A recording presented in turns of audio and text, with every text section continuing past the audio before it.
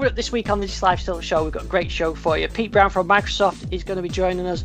Pete is going to be talking about Windows audio, how to get the most out of your Windows audio workstation using DAWs, drivers, what not to do, what to do, tips and tweaks that you can make to get the most out of your system for music production.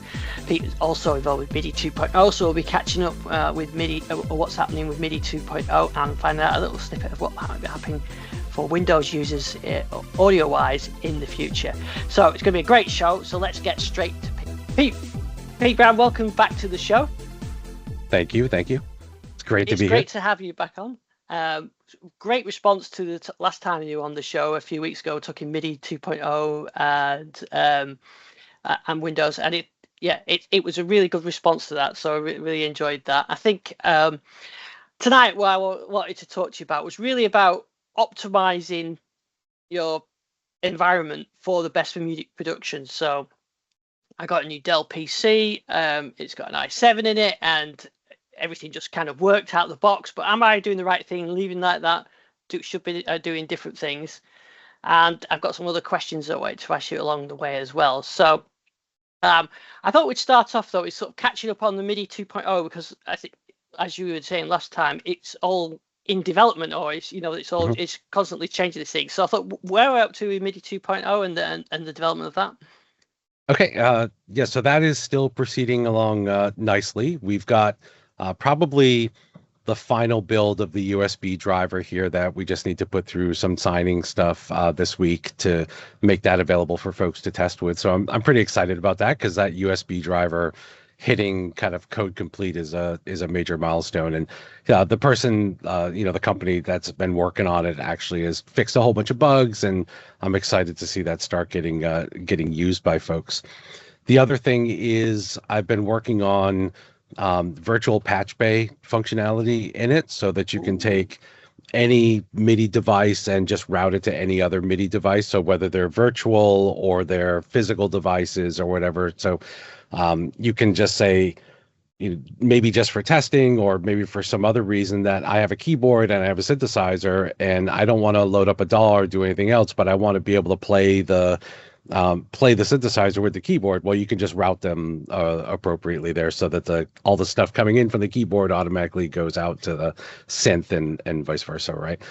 So there's a bunch of stuff with that, and it also does merging and splitting, so you can have multiple things going into one one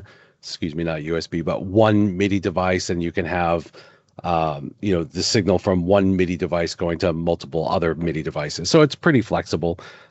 It's something I need to get right before we include it in the box. I think it'll make it in for our first release, but I'm still testing it and finishing up that code. That and doing some bug fixes. Yes. Yeah, that MIDI routing would definitely be good, because I've got a combination, like everybody I suppose, you've got a combination of devices, and sometimes you don't want to fire up the DAW just to just set your MIDI routing. I do have a template in Cubase, but actually I've got a couple of just apps from the Microsoft Store that allow you to do some MIDI routing. But it would be nice to have some more flexibility with that. When I've got one controller over here and I want it to do that one and that one, that would be great. That'd be really good to have that sort of in the box as well. Yeah, that's one of the large customer asks that we've had, is to have that stuff in box. So doing that. The virtual device support's in, so having app-to-app MIDI and all that stuff is already in there. That's working great. I messed around with Bluetooth MIDI a little bit. That one, Bluetooth is so finicky in terms of like what you have to do, like how to know if a device is present, and it depends on the distance, and then suddenly, like, once it's within range, it becomes present, and then if you drag it out of range, it's gone again and stuff. So that one might not make it in for the first release, but I've been doing a lot of prototyping there, trying to make it solid, because the release that we had in our old WinRT MIDI was not very good, and I don't want to kind of repeat that experience. If it's going to go in box, I want it to be a pretty solid Bluetooth implementation.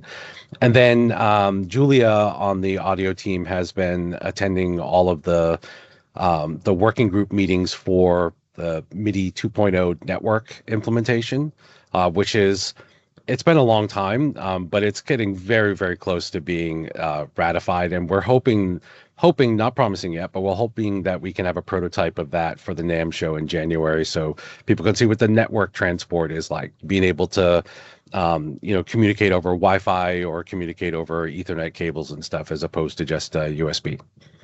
Oh, right. So that's MIDI over. So I could have, so you can have, say, your laptop not plugged into anything, but over the Wi-Fi, it's talking to a device somewhere else that's connected via USB or Wi-Fi. Yep. It's designed for on the same network. So it's not an internet protocol, but it is designed for the same network. And it gets rid of, USB cables. Every time we have a new USB iteration, the effective cable length gets shorter and shorter. So being able to have these devices, 300 feet away, if you really wanted them that far, is a big deal. And I know there are companies that are already working on breakout boxes, so you can have, let's say, like a network MIDI device, but it's actually aggregating several USB MIDI devices and stuff. And it's all within the MIDI 2 protocol, so it all will just work, and it's very standard, which I appreciate.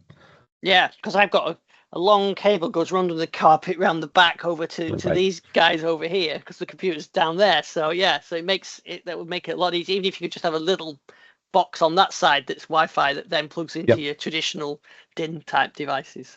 Yeah. So lots of things happen in there. It's not done. It's not all done yet. It's taken us a very long time because it is a complete rewrite of the whole stack. But we've had like Roland and Yamaha and Korg and a bunch of other companies all doing testing on this.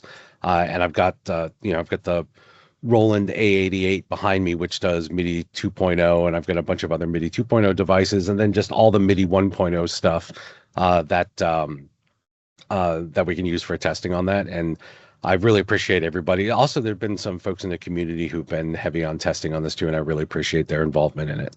So I'm excited. When this gets in the box here, it's going to be really good. This must be one of the oldest protocols that Windows has to use, even though it's probably the most stable MIDI in general, but it's probably one of the oldest ones. It's definitely old, and so's the code, right? 1998 or whatever it is. Like that, a lot of that code hasn't been touched in an extremely long time. It's just been recompiled and recompiled. So this is, cracking this open has been a learning experience. You learn about how different devices do kind of random things that you wouldn't expect those devices to do, but they're just all special cased in the old drivers and stuff, and having to move some of those special cases into the new code is like I said, has been enlightening. Yeah, that's so we might see some new sort of category of applications as well around the sort of using that those, like you said, the routing and different filtering and that kind of thing. That's my hope. Yeah. So we'll try to enable these folks, and then we'll see where it goes from there. And then all this will run on ARM64 as well. So it's not just Intel and AMD processors. Right. So that's going to make a difference, isn't it? Yeah, because not in the sort of music and media creation stuff, I guess the ARM uptake is less because traditionally everything's been sort of Intel-based drivers. And yeah, I think we talked about drivers last time, in Korg drivers and very Yamaha drivers are very specific drivers, and gradually these things are becoming more generic and less less need to actually download drivers for them. Actually, the other thing I was going to ask you about within this is the Windows audio, and you mentioned that. Does that audio engine and things like ISO standard and things, does that get changed? Is that something that's in the roadmap? So we are looking at, see what to say on the podcast here today. So we're looking at some things that we can do to make pro audio use cases like DAWs and whatnot on Windows easier for people to use. And I can't go into any specifics yet, but there's one thing that's currently blocking, like ARM64, right? Which is a really big deal for us, and we're looking at ways that we can solve that particular issue. That might also benefit AMD and Intel processor-based PCs at the same time. And I have to be a little vague on that for the moment. Maybe in a couple of months I can be less vague here, but I'll just leave it at that. We are actively looking and trying to solve a couple of issues there. Yeah, because I did solicited a few questions from the YouTube viewers and the podcast listeners as well. And there was the common theme was we want to know a bit more about real-time audio and not overloading the CPU with in Windows when processing audio. So I think there is definitely interest out there in that. Yeah, and I think maybe after try to think when good dates are. Maybe after the first of the year, we should talk about this again. Yeah, that sounds topic. Interesting. Yeah. I mean, and that kind of leads me on to what I was going to ask you about was when people get new laptops, PCs, desktops, and for media production in Windows. I just, for my new PC, I got a new Dell. It's an i7 with the latest i7. So I just left the defaults. I installed the ASIO driver for my sound card, which is a Behringer USB one, and I just kind of left it. But I was wondering, is that the right approach? And is there a whole series of things that you should do and you shouldn't do when working with media production, music production in Windows? Sure. So it's both a loaded question and also a bit of a hot button for a lot of people. So you're going to get dissenting opinions in the comments, which is fine. Like that's, I think, one of the fun things about working with PCs is people can do their own things their own way on it. People who know me know that I generally start by saying you don't really need to tweak a PC. If you start with a good PC, you don't really need to tweak much at all on it to have really good audio performance on Windows. Now, if you start with super cheap laptop from a department store that the kind that you can creak back and forth in your hand there and stuff like those tend to have much less expensive components, and sometimes the drivers aren't so good.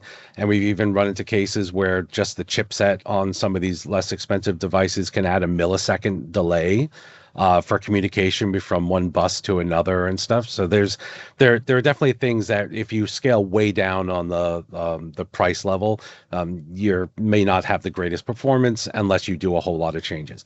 Now, if you start off with a halfway decent PC, it doesn't have to be the top end one.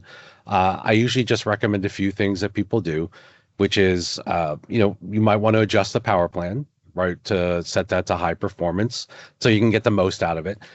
Be wary of that. It's if you're on a laptop and there's already marginal cooling, then setting it to high performance all the time means your laptop's not going to last as long as you would like your laptop to last. I mean, the reason why they have the power plans on those like that is not just to save battery, but also to make sure it doesn't melt.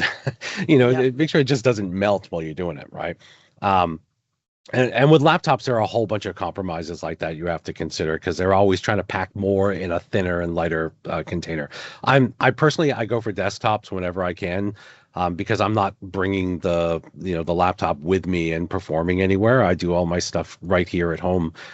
So when you can have a desktop, you can have any amount of cooling you want. You can have super quiet, super large fans, and they can be cranked up and really cooling things without making much noise at all. So that is something to consider. A lot of people just immediately go for a laptop because they think, well, laptop, and that's what's for sale every place you go is that.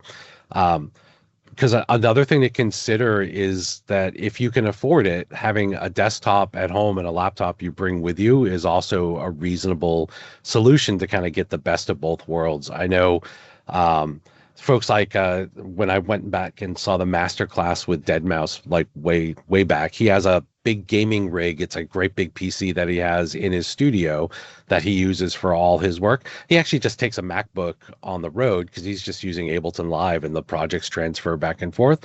But he does all the stuff in his studio on the PC, renders it down into the different stems and the different clips and stuff that are used by Live, and then that's what he brings with him, right? So, and that could be a Windows PC, could be a Mac PC, doesn't matter. His reason for going with a Mac on that, as I recall, was that they when he kills them on the stage, which apparently he does kill laptops on a pretty regular basis, there's always an Apple store that he can just run in and get a replacement really quickly, or have one of his folks go in and get a replacement really quickly. So that that makes total sense. So I know we're jumping back and forth between a couple of things. going back to the is tweaking necessary? Is all this stuff necessary? I I hate the tweak guides, honestly. I'm sorry for anybody who's watching who creates these massive tweak guides, but I hate seeing them just presented as here's everything you need to do to make a Windows PC suitable for audio, because that scares people off. Like, you don't have to do that. It's like I don't have to overclock my PC to game or do other stuff, and I don't have to do all of these tweaks to have a pretty decent audio experience on Windows. You may want to, or you may prefer to, which is fine if that's part of your hobby, but you don't have to. So what I usually tell people is when they're looking at these kind of guides that they should start off by looking to see what it says to do, understand what they're telling you to do in a guide like this, and then do testing before and afterwards. So you make a change, you test the performance of your DAW beforehand, you make a change, and then you see if that change had a positive impact. And if that change didn't have a positive impact, back it out, because as you get further and further down these lists of changes, they tend to affect things that are going to break other applications or break other processes, or, like I said, make your laptop not last as long and whatnot. So I do recommend people do all the testing there. But the only changes I generally make on a desktop is I put the desktop on the high performance plan, big oil burning PC back here that that we have, just to increase my carbon footprint on that. That's fine. Laptops, again, you can do that, but be wary of how hard you drive that. You can also turn off power management for specific devices. Like, sometimes people just go into the high performance plan on their PC really because they have a USB audio interface that'll glitch if something, if the PC steps down in power management or something like that. You can go in and turn off power management for specific USB devices in the device manager. And sometimes that's all you need to do.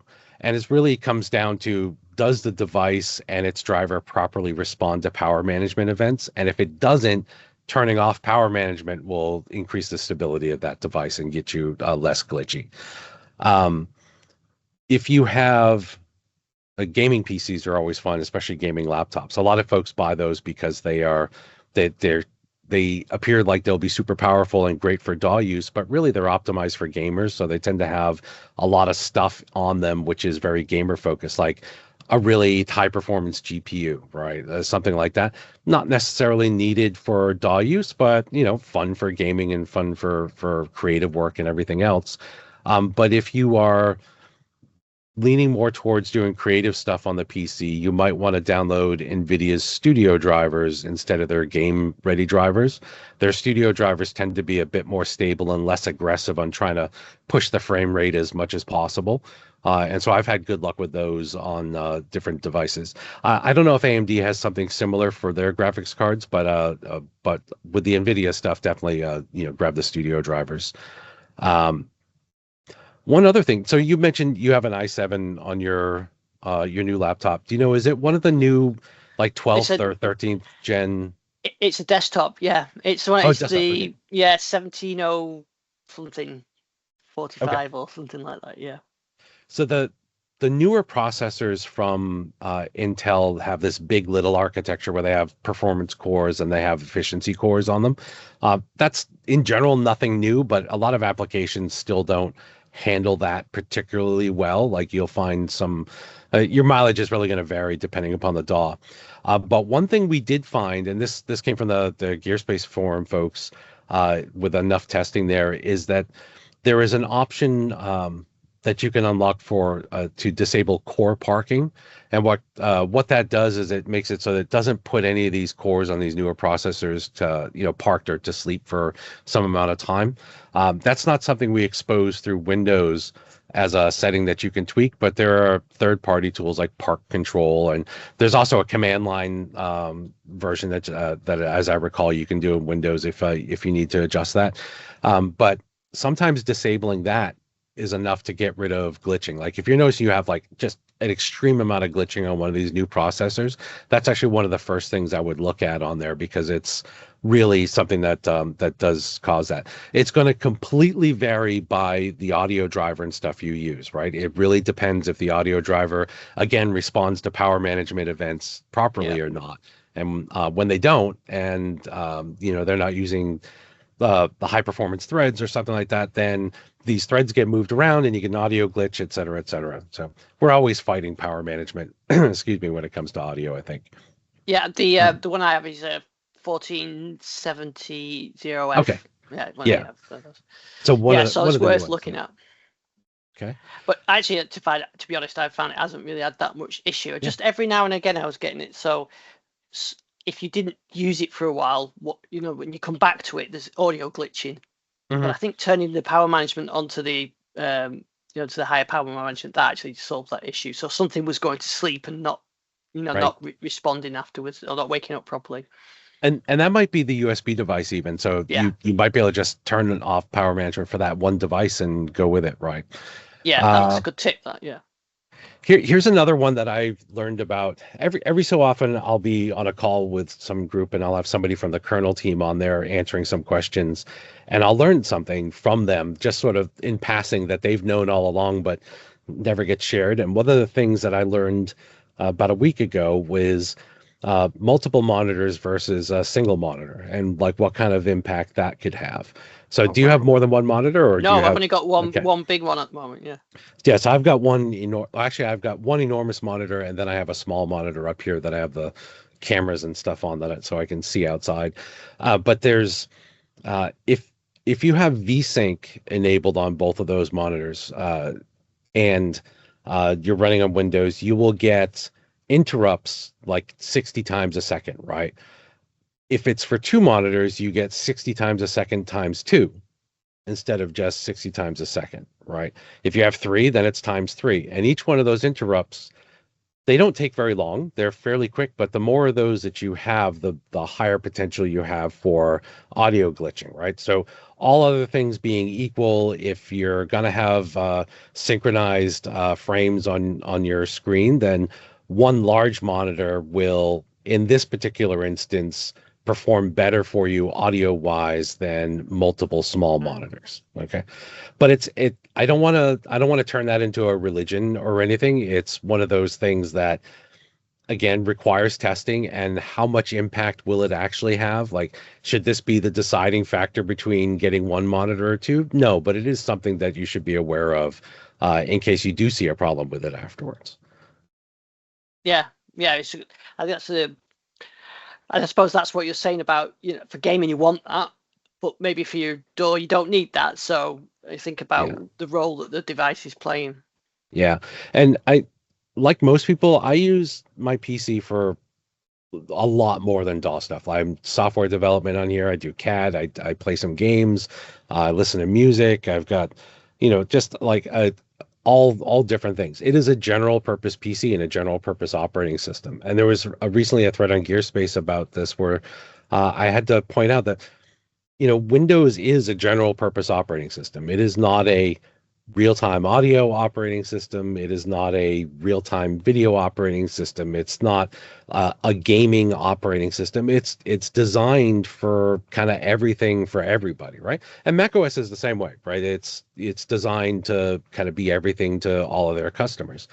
And so there will be things in Windows that, as a DAW user, you might think, why would I ever want this? This is crap. I hate this. Like, stop putting these things on here.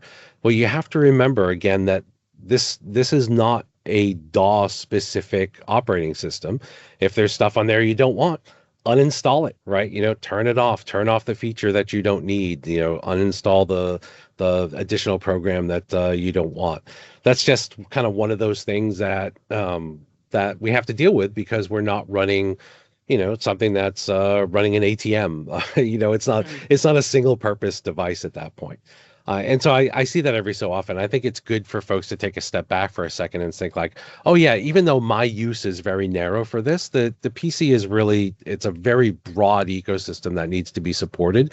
And, keep an open mind about some of the things that do show up. Like there's more stuff with Copilot and AI and stuff recently. And I know AI can get a bad rep out there for a lot of the generative stuff, but there are other uses for AI that are both interesting and potentially useful to us. But if you don't want it, uninstall it or turn it off or hide it or, do whatever is necessary there. And along those lines, I see a lot of comments about like having to turn off all these background services and windows to get real-time audio. And there might be a couple that you want to turn off sometimes. Like if you see like the indexer come up that's and yeah, at an inappropriate time, sure, go ahead and turn that off so it's not indexing your file system. But most of the time, most of those services you see in that huge list of services, they're not doing anything. Like they're there, but they're started on demand when something makes a request of that service. They're not just running all the time, monitoring everything and keeping busy in most cases. So you can generally leave them. There are some exceptions though. So you UK folks probably don't have to deal with this, but every year I have to, go buy software to do my taxes here in the US. And do you use tax software in the UK? Not a question I've ever had. Yes, some people do. Okay. Yeah, yeah. But I know All right. it's a bigger thing in the States. Yeah, we won't let's not rat hole on that, but I still think it's ridiculous that there's a whole market just for preparing your taxes here for software.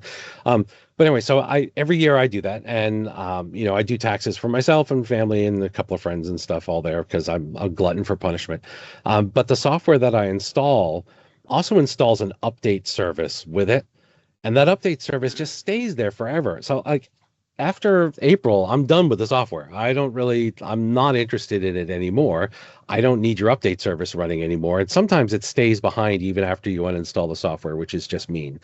And so like those types of things, definitely like go ahead, turn that stuff off. You see the something update service, then it's not a product you're interested in. Yeah, go ahead. Turn that off. They're like Creative Cloud has update services and stuff too. You might want to temporarily disable those while you're recording if you're using those types of services or anything like that. Because if they're making network pings and they're checking for stuff at inopportune times, like the things in Windows itself are generally reasonably well behaved and try to only do things when you're idle. But a lot of this other additional software out there is just like, hey, I'm going to wake up and check for updates here every day at 6 p.m. And every day at 6 p.m. might be when you're working on your audio stuff. So yeah, go ahead and disable those and whatnot. But again, it's not something that you usually have to like look for in advance. You'll see this when you install the software. Speaking of which, gaming PCs. So Ian, is your PC that you bought, is it sold as a gaming PC or is it just straight up? It's a straight up desktop, yeah. There are some things I have seen that come with gaming PCs that do not perform well with audio workloads. And one of those is any sort of network accelerator. There are ones that are designed to decrease your ping time and increase your throughput and stuff for network. And they have a service that runs the whole time and they have an application. And I know when I was working on my son's PC a couple of years ago, his board came with one of those network accelerators. And I have never seen anything glitch audio as much as that network accelerator did. So those are something to pay attention to. Anything that's about increasing frames per second or increasing network throughput or anything like gamer focus like that is generally not going to be friendly to real-time audio. Yeah. I think the way I got was an Inspiron. So it's one of so it's a higher end desktop, but it actually, to be honest, it came fairly clean. But I think you can get the gaming version of it, which they charge you a couple hundred more and put it in a fancier case. But I bet some of those services are probably on there. Lots of RGB stuff. Yeah. Which some of those things do, like when you have RGB lights being run from the CPU, that does take some, CPU time. There is a driver involved and maybe it doesn't always behave all that well. So the more things that you add on for bling, just be aware that they may have an impact on audio. Like they can be super cool. Like my son's room looks like a circus all the time because he loves his RGB lights for all this stuff. But I don't do them here because I don't want something like that running and potentially messing up my audio. Although I do appreciate the aesthetics sometimes. Yeah. I try to think. So, all right. So here's another thing that I know is, well, actually, we'll get to that one in a second. Let's talk for a second about conflicts on stuff. So you have a desktop. My audio interface that I have here, and I haven't replaced it yet. It's a very old Motu PCIe card that has a breakout rack box that goes with it, right? Which slot I put that PCIe card on can mean the difference between performing really well and like just constant glitchy audio. And the reason is like your motherboard, if you build your own PC or if you purchase a PC that's pre-built, you will see that there are slots on the motherboard or there are different interfaces on the motherboard for drives or whatever that share resources with each other. And those are, in my experience, always documented in the manual for the motherboard or in the manual for the PC that you buy. And so which one of those, like if you put, so let's say you have an NVMe, like an M2 drive in the PC, and then you also have a PCIe card. If you happen to put the PCIe card in the slot that shares resources with that NVMe drive, then you potentially glitching audio whenever you're trying to access that drive. Because there's contention there and they have to share bandwidth or they have to share resources. Same thing can go with certain, like some SATA interfaces are sharing with other parts on the motherboard, etc. So it really helps to take a look at that and see what the recommended layout for where to put cards are on a desktop PC, so that you know that if I plug it in slot 1, it's going to be fine. If I plug it in slot 2, it's sharing with all these other things. So a little bit of planning there will definitely help out. I'm keeping that in mind because I'm hopefully before the end of the year here, I'm planning to replace that Motu card with an RME PCIe interface because they perform amazingly well, and I've been dying for an update for something new that doesn't have any kind of weird problems. This one's getting pretty old, and each year fewer things on it work the way I would like them to work. So the last driver they did was for Windows 8, I believe. So it's definitely out there. Yeah. The RME stuff does really well. The other thing for laptops, less so for desktops, but more for laptops, the USB, like which USB port you choose can change performance a little bit. This is, again, not end of the world stuff, but there could be a difference between one and the other. And that is whether or not that USB port that you're using is directly connected to the CPU or it's through like another chipset. So you'll usually see this on motherboards that have lots of additional USB connections on them, where some of them are going to the CPU and some of them are going through an additional chipset. The additional chipset can add a little bit of latency to the USB communication there. And if that's where your audio interface is, you probably want to plug it directly into the CPU. On laptops, you might see that once in a while if they do USB-C connections as well as USB-A connections on them. One of them might be connected to the CPU and another might be connected to a second chipset. If you're not having problems with it, it's not something to worry about. But if you are having problems, it's something to consider. You can try plugging into a different port on there. And then the other thing that I don't think a lot of folks are aware of that I think can make a huge difference in DAW performance, not necessarily audio glitching, but just the general performance of your DAW in general, is to add your projects folder to the Defender exclusion list, right? So if you're running Windows Defender, it scans everything you open and close on your PC, but there are exclusion lists that you can apply that are by file type or by process or by location. So if you're generally a safe user of the PC, like you're not just taking somebody's random USB key and downloading it to your PC and installing it wherever you feel, there are probably some areas that you can say, I trust these locations or I trust these processes on my PC. And one of those might be your project folder for your DAW, or the folder where all your sample libraries are. Like if you have your contact folder, like if you're a contact user, there are multiple gigs of stuff there. You might decide that you want to exclude that so it's not getting scanned every time it gets loaded up. It just means you need to ensure that you don't put random things in that folder, that you're only putting the trusted stuff in there. You can also exclude an entire process. So if you're an Ableton Live user, you can exclude all of the processes that Ableton Live uses. There's a plugin scanner that it uses at the beginning, which can be slow. And there's the regular Ableton Live stuff, et cetera. And most DAWs work in a similar way. You can exclude that process And that means that anything that process loads or reads or writes will not be scanned. Okay. That means, so you can do that and you can actually get quite a bit of performance like for things with the plugin scanning and stuff, which can take forever in some DAWs. But what that does mean is that you're not downloading my free VST or VSD Cracks or Us from random locations and installing them, because when the DAW scans a plugin, it's executing code in there, and that's enough. Like if it's malware, that's enough to trigger the malware and kind of ruin your life, and you don't want to do that. And if it's inside a process that you've trusted, there's no scanning, right? And it's just going to be able to do what it wants to do.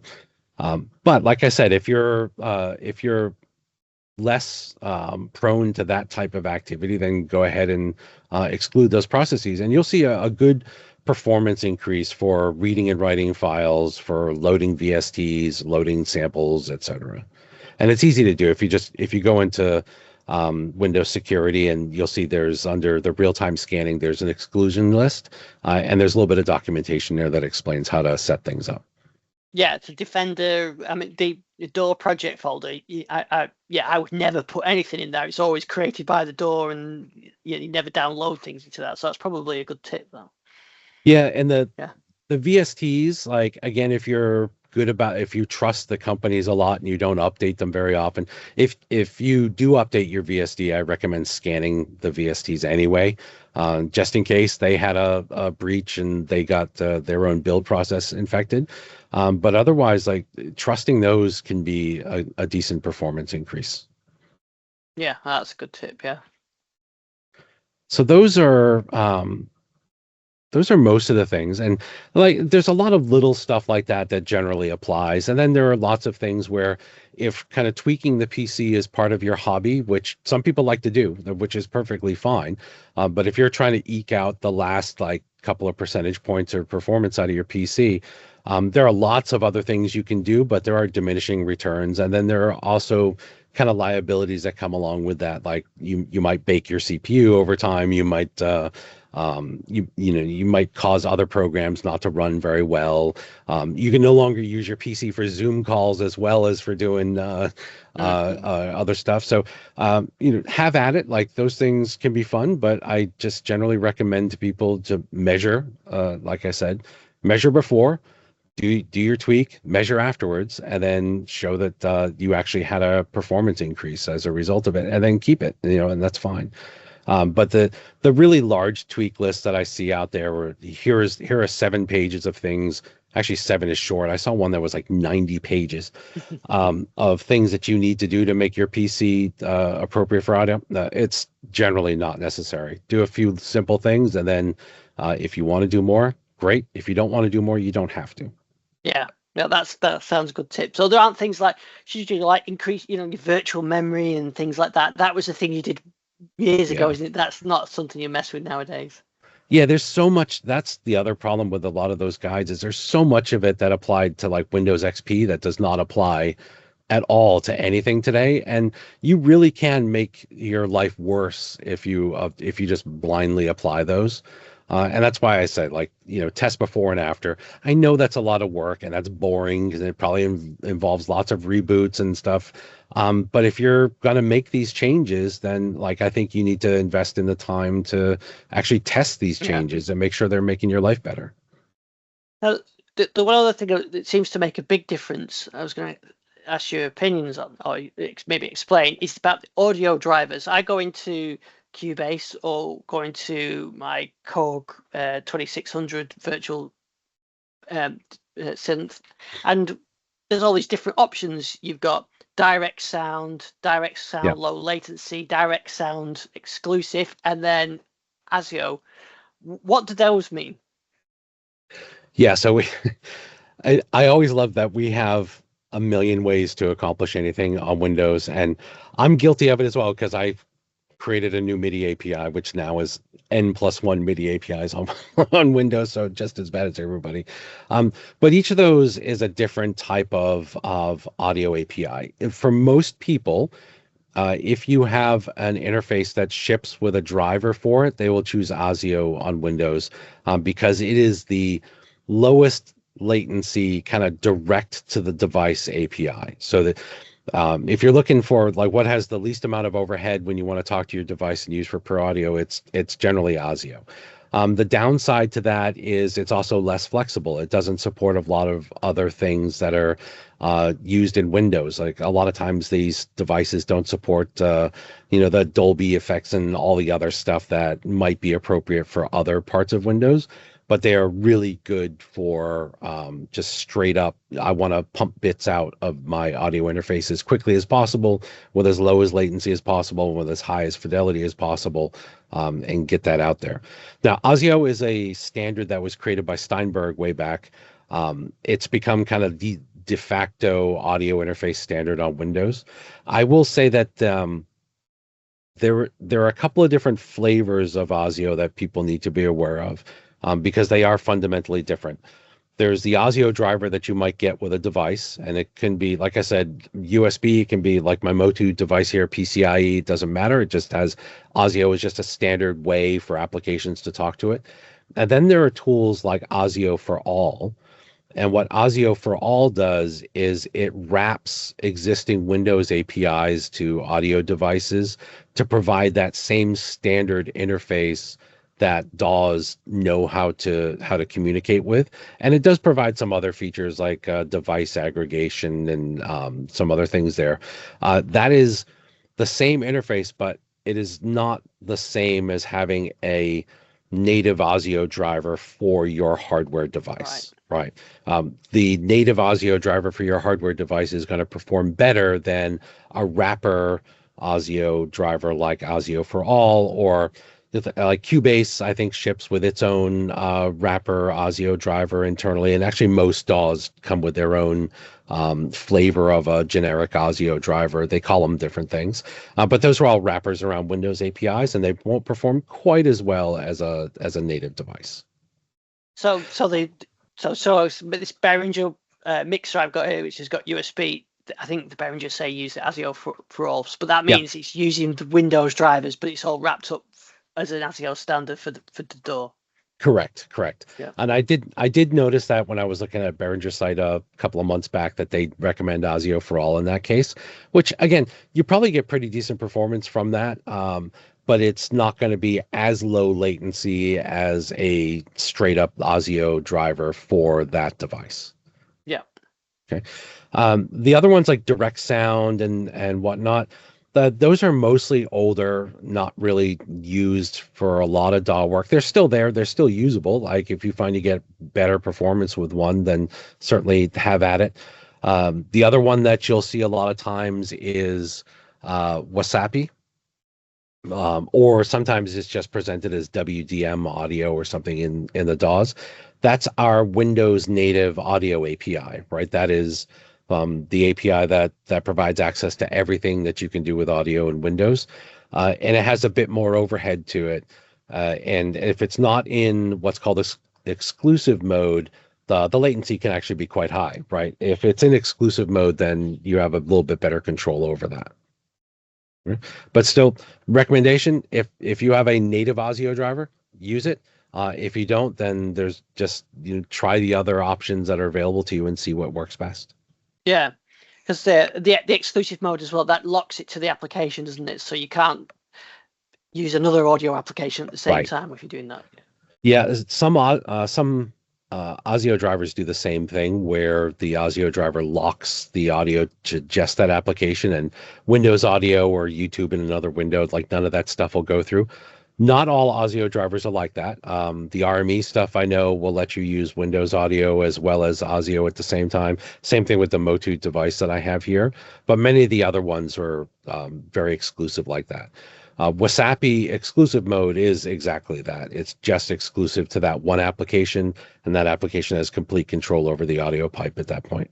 Yeah, I noticed when I was doing some capture, I was doing like Camtasia capture of the DAW, and when you're in exclusive mode, you can't capture the audio because it can't access it. So you have to switch it to the non-exclusive, and then you get the bit of latency in there. But if you're doing the audio capture, it's for a video, so it's not that bad really. Right. But yeah, I understand.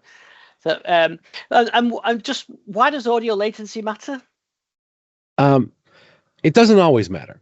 So let's for anybody who is just playing back stuff from their DAW, the audio latency doesn't matter at that point because everything's really timed from the DAW and it's compensated from. Where audio latency does matter is um, if you're recording or you're doing any sort of performance and you're using your DAW as part of that signal chain, like you're listening to what's coming out of the DAW as you're playing. So if you're playing a guitar or something like that, when you hit a chord, you want to be able to hear that result immediately, right? And if there's any latency in that round trip of that audio going into the DAW and then coming back out with whatever effects or other things applied to it, if there's any latency to that, you hear it as kind of a slapback or an echo or something. And the further out that latency is, the harder it is for you to actually perform there. The people who tend to be most sensitive to this are guitar players are a big one because it's just a very immediate thing, but singers are especially sensitive to it where they want to monitor what their voice sounds like. And if they're listening to the stuff that's coming directly out of the DAW, just even a few milliseconds of latency can really kind of mess you up. If I often liken it to if you've ever been on a conference call at any point where you could hear yourself coming back through somebody else's speakers, it becomes really, really hard for you to be able to carry the conversation on as you keep hearing this echo of yourself back. And we get very confused very quickly. So it's kind of the same thing with audio latency in a DAW, where if you're a singer, you can really get screwed up pretty quickly at that point because you can't hear there's such a disconnect between what you're doing and when you hear it that it just becomes super confusing. So those are really where audio latency matter the most. For the rest of it, it's kind of like, as decent audio latency as we can get is good. I mean, it's each person's going to have a slightly different sensitivity to it. Like most people can't tell 20 milliseconds of audio latency, but many musicians can tell 10 milliseconds, and really accomplished ones that have been doing it for a while can tell just a handful of milliseconds between they hit a piano key or something and they get that sound back. So it's really a very individual thing. Now, I know it's also become kind of a benchmark for different devices. Oh, I get 2 milliseconds of round trip audio latency, or I get 8 milliseconds of round trip audio latency, and people end up chasing numbers. Don't chase the numbers. Like, go by what works for you as an individual, for the type of stuff that you're recording and what you're doing, because you can end up really overcomplicating your life trying to get shave a millisecond off of your latency for reasons that aren't necessarily going to benefit you. The other thing to keep in mind is that the reason why latency tends to be higher on a PC by default is there is a relationship between the latency of audio you hear and how large the buffers of audio that get stuffed with the data to be sent out to the speakers are. The larger the buffers that you have, that means the fewer times a call needs to be made to fill those buffers, which means more time the CPU can spend doing something else, including sleeping. So there's a relationship between how low your audio latency is and how much battery you burn through as a result, because the lower the latency you have, the smaller the buffers are, the more times those buffers need to be filled in any given second of time, which means more CPU cycles, which means more battery being drained there. So by default, in Windows, most audio is no less than 10 milliseconds or something for normal use. Because that's a really good trade-off between what you see and what you hear on the PC and how it's performing for battery life and how it's performing for CPU usage. We're just for everybody who's performing and all the musicians and stuff out there. We like to chase the really low numbers because we do get a better experience, and there's absolutely nothing wrong with that. But it is the reason that's not the default is because it has all these other trade-offs associated with it. And that the folks need to remember, my speaker is this, sorry, that's not going to help you. It's like 3 feet away here, right? And I forget what's it, 1 millisecond of latency for every, you know what? I'm not going to quote a number because I know I'm going to get it wrong. There's like 1 millisecond of latency just in the air for every certain unit of distance, and I forget what that unit of distance is. So there's more to audio latency than just what we pump through the computer. There's also what are your speakers? Are you using headphones? Or, are you using Bluetooth headphones, which add, some large number of milliseconds of audio latency anyway? So there are lots of other pieces that go along with that folks should be considering as well. Yeah, I remember when sort of BSTs were first starting out, trying a virtual instrument, and you play a few chords, and then they play, then you hear them, and it's almost impossible to play, even though you can tell your brain not to do it. You can't help it. But yeah, I don't think the last few years, that's last 10 years or something, it's been less of an issue. A lot of people also don't realize that with MIDI 1.0 messages, like going over a DIN cable for regular MIDI 1.0, every note on message takes a millisecond to send. And so if you're holding down a chord with, 5, 6, whatever keys in that chord, there is like a 5 millisecond difference between the first key and the second and the last key that you press. Even if you were able to magically press them all at exactly the same time, there's that amount of latency just in the MIDI 1.0 specification in there. So there are other sources of latency that people have learned to deal with that aren't just the amount of time that it takes the PC to process the audio and send it out to the speaker. Yeah. So really, it's about using your ear, isn't it? And some of the DAWs, I know Cubase does, it tells you what latency. So if you change the driver from the ASIO to the Windows one, it tells you what the latency is. Mm-hmm. But I suppose, use your ears and decide what works best for you. Yeah, don't chase the numbers. Make music, right? That's really what it comes down to, I think. Yeah, and I think that's what this time when I've had numerous PCs with music workstations over the years, and this last few times it has got to the point where now it kind of just works, and you really don't need to do anything. Back like maybe XP days, you were tweaking things to try and get them to work properly or to work the way you wanted to work, but nowadays it does seem to work better. It just seems to work out of the box. But like I said, I did notice a few bits, but changing the power with the power plan was definitely a good one. Yeah. And you can, if people who are viewing this want to put their own tips in the comments or something, that's a cool idea. I just think everybody watching should recognize those are somebody's tips and that worked on their PC in their situation, and your mileage may vary. Yeah, exactly. Yeah. Well, I think these are all good tips, and like I said, I think the thing to do is to get the basics up and running, and then just play with it and get it to work yourself. But yeah, just you can pretty much fire it up nowadays, can't you? And get a good session. I suppose you mentioned about you talk about new audio interfaces. Is that the biggest differentiator with the qualities? If you went for a cheap built-in, if you're using the built-in audio interface on a laptop as opposed to a high-end audio interface, is that still one of the main factors in the audio quality and latency? Yeah, so I'm not going to talk quality. That starts to get into audiophile things, which I try not to.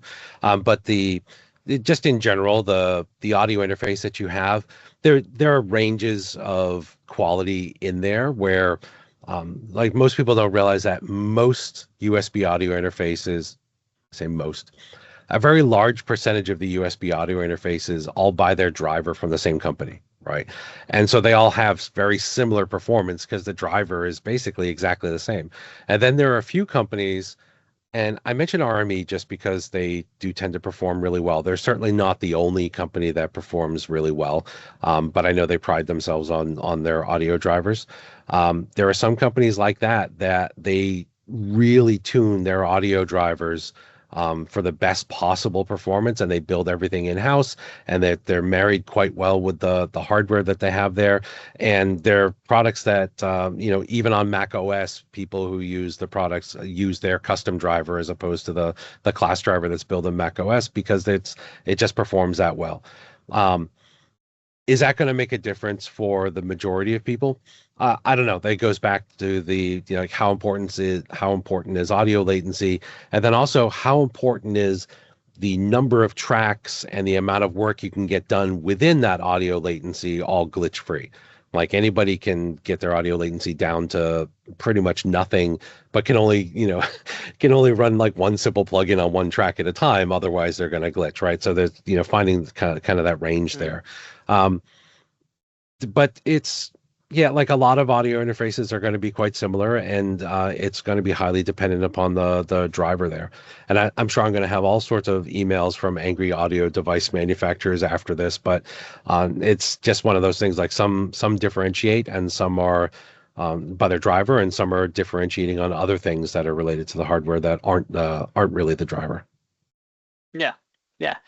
Well, I think these are all brilliant tips. So I really appreciate you coming on the show to talk about that. It's like one of those things, like you said, it's almost could be a religion. It certainly spans many forum threads and things like that. But it seems to be some simple common sense stuff, and just try and think what you need, work what for you, and not perhaps go off what everything's on you read on the internet. Yeah, that's probably the biggest takeaway here is do that. And then I did put out a guide that says essentially this type of stuff a few years ago. I built it for Windows 10, but it also applies to Windows 11, although the screenshots have changed slightly. And I'll make sure you have that link, Ian, so if you don't already. Yeah, I've got that actually. Okay, great. Yeah, I've got that. So I'll include that link with the show notes as well. Well, it was great to get you back on, Pete. I really appreciate you joining us. Always fascinating. Always great to talk to you. Thanks for having me on again. I really appreciate it. And, anybody who, like I said, wants to share their own ideas or ask questions about it in the comments, I'll try to make sure that I'm aware of them and reading along there. I might learn a thing or two. I usually do. Great. And then we'll talk again in the future when we've got some interesting audio stuff to talk about. Yes, definitely. Yeah. Great. Thanks, Pete. Thank you. Thanks to Pete. Really enjoyed doing that. Please leave a comment with anything you want to talk to Pete about. Don't forget our podcast survey as well, and I'll include a link in the show notes. It's only a few questions. It'll really help us out if you fill that out. Check out our YouTube channel. We've got all the sound packs and music tech, smart home tech, Windows tech, all that's on our site as well on thedigitallifestyle.com. So thanks for watching this one. I'll see you on the next one.